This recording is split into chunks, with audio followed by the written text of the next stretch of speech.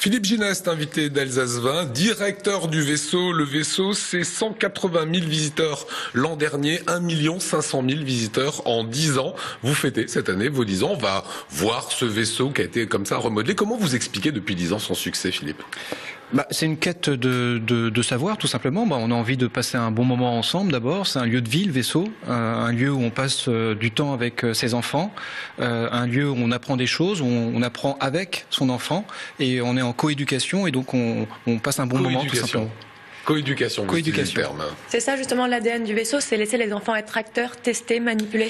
Oui, il faut faire en sorte que l'enfant joue. Et par le jeu, en fait, il a une certaine excitation forcément, et puis il réussit des choses, il échoue parfois, et par le fait de tester, eh bien il apprend et il se crée des expériences. Et le fait de le faire avec ses amis, avec parfois son frère, sa sœur, ou avec ses parents, ça permet aussi d'avoir des expériences en commun. Alors justement, c'est les images qu'on venait de voir. On va encore en revoir parce que c'est le vaisseau New Look.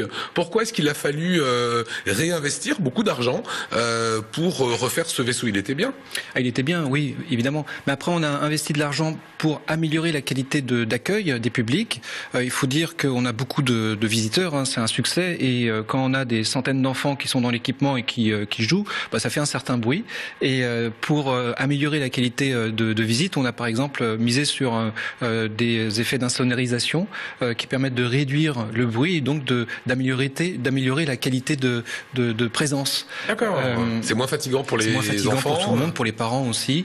Et donc on a l'impression de se sentir mieux. Voilà, comme Zemelos, on est acteur, on touche l'eau, on peut être journaliste, on peut faire 50 000 choses. On a aussi effectivement amélioré les expositions et on a réinvesti sur la zone de l'eau où on voit des phénomènes physiques de la zone de l'eau.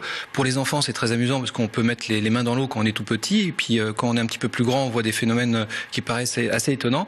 Puis même quand on est parent, voire ingénieur, on voit des phénomènes de thermodynamique des fluides qui sont aussi tout autant passionnants.